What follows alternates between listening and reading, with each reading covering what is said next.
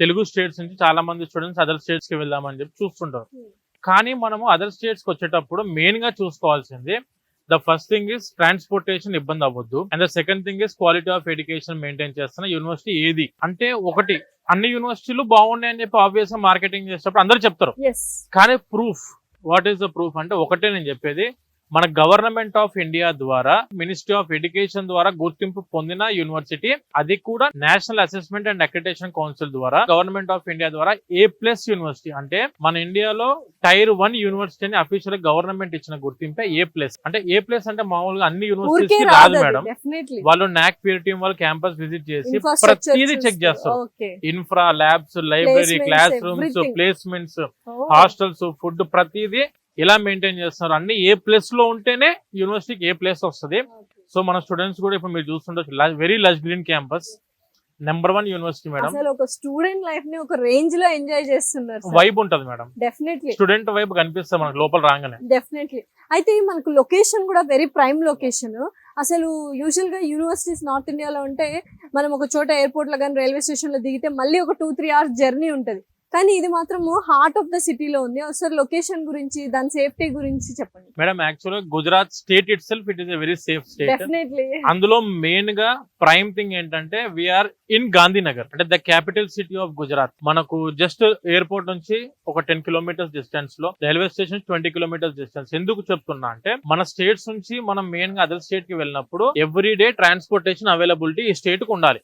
అలానే మనకు హైదరాబాద్ నుంచి కానీ, విజయవాడ నుంచి కానీ, వైజాగ్ నుంచి ఆర్ తిరుపతి నుంచి ఎవ్రీ డే మనకు ట్రాన్స్పోర్టేషన్ అంటే ట్రైన్స్ కానివ్వండి, హైదరాబాద్ అయితే బస్సెస్ కూడా అవైలబుల్ ఉన్నాయి హైదరాబాద్ నుంచి అయితే, అండ్ ఫ్లైట్స్ అయితే డైలీ ఒక 5-6 ఫ్లైట్లు ఉన్నాయి మేడం. అంటే స్టూడెంట్ కి ఎప్పుడు రావాలన్నా, ఎప్పుడు వెళ్ళాలన్నా ఇబ్బంది అవ్వకుండా ఉన్న ప్లేస్ ఇది. అండ్ ఎయిర్పోర్ట్ లో దిగామా ఓలా, ఊబర్, ర్యాపిడో, లోపల యూనివర్సిటీలో ఉన్నామా స్విగ్గీ, జొమాటో, ఇవన్నీ కూడా ఇన్ సిటీ కాబట్టి, in city. And the one more thing ఏంటంటే నేను చెప్పాలనుకునేది, ఎవరైనా ఒకసారి రిపీట్ చేస్తున్నా మళ్ళీ, క్వాలిటీ ప్రొఫెసర్స్ అంటే కొంచెం ఎక్స్పీరియన్స్డ్ ఫ్యాకల్టీ ఎవరన్నా ఒక యూనివర్సిటీకి వెళ్దాం అనుకుంటే ద ఫస్ట్ థింగ్ వాళ్ళు చూసేది ఎలాంటి యూనివర్సిటీ, అది ఎక్కడుంది, వాళ్ళు ఇవి రెండే చూస్తారు. మనకు స్టేట్ సిటీ నుంచి దాటి ఒక 2-3 గంటలు జర్నీ చేసి రూరల్ ఏరియాలో ఉండాలి అంటే మంచి ప్రొఫెసర్స్ అయితే అక్కడ రారు మేడం. ఫెసిలిటీస్ కూడా ఏమి ఉండవు. ఖచ్చితంగా బేసిక్ నీడ్స్ అనేవి ఫుల్ఫిల్ చేయాలి ఆ ఏరియా. మన చుట్టుపక్కల వెరీ నియర్ బై హాస్పిటల్స్ ఉన్నాయి. మీకు ఓవరాల్ గా ఒక 3 kilometer distance, just 3 kilometers distance లో ఇన్ఫో సిటీ ఉంది.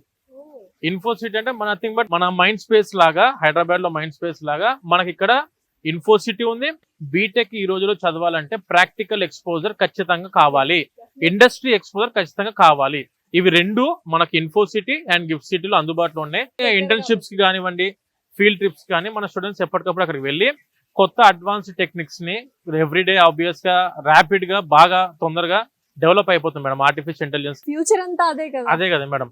సో అందులో మనకు డైలీ ఇంత ర్యాపిడ్ డెవలప్మెంట్ ఉంటుంది కాబట్టి దానికి తగ్గట్టుగా మనం ఉండాలి అనుకుంటే ఇలాంటి యూనివర్సిటీకి వస్తే ఇండస్ట్రీ ఎక్స్పోజర్ అనేది స్టూడెంట్ కి ఎక్కువ ఉంటుంది. సో అందుకే బేసిక్ గా ప్రతి స్టూడెంట్ అదర్ స్టేట్స్ కి వెళ్ళి మనము బీటెక్ చదువుకుందాం అనుకుంటే please choose for a campus in city. సిటీలో ఉన్న క్యాంపస్ చూస్ చేసుకోవాలి. అండ్ ఇండస్ట్రీ చుట్టుపక్కల అంటే సాఫ్ట్వేర్ కంపెనీస్ ఉన్నాయి అయితే మనకి ఇండస్ట్రీ ఎక్స్పోజర్ కూడా పెరిగిద్ది, ప్రాక్టికల్ ఎక్స్పోజర్ పెరిగిద్ది. అండ్ ద రెండో పాయింట్ ఏంటంటే, ఒకప్పుడు మనం ఒక 5-10 years బ్యాక్ బీటెక్ చదువుకున్న తర్వాత కోచింగ్ ల కోసం అమీర్పేట్ కి వెళ్లే వాళ్ళు అందరు స్టూడెంట్స్ స్కిల్స్ నేర్చుకోవడానికి. కావాలి కాబట్టి ఈ రోజుల్లో మనం చదువుకుంటున్న ఈ 4 years లోనే స్కిల్స్ నేర్చుకోవాలి. అప్పుడే మనకు ఎంత మంచి కంపెనీ అయినా ఇమీడియట్ గా జాబ్ ప్లేస్మెంట్ చేసుకోవడానికి ముందుకు వస్తారు. ఏమి లేదు స్కిల్ నేను తర్వాత నేర్చుకుంటే చదువుకున్న నామకే వాస్తే అంటే మాత్రము ఈ రోజుల్లో అయ్యే పరిస్థితి కాదు మేడం.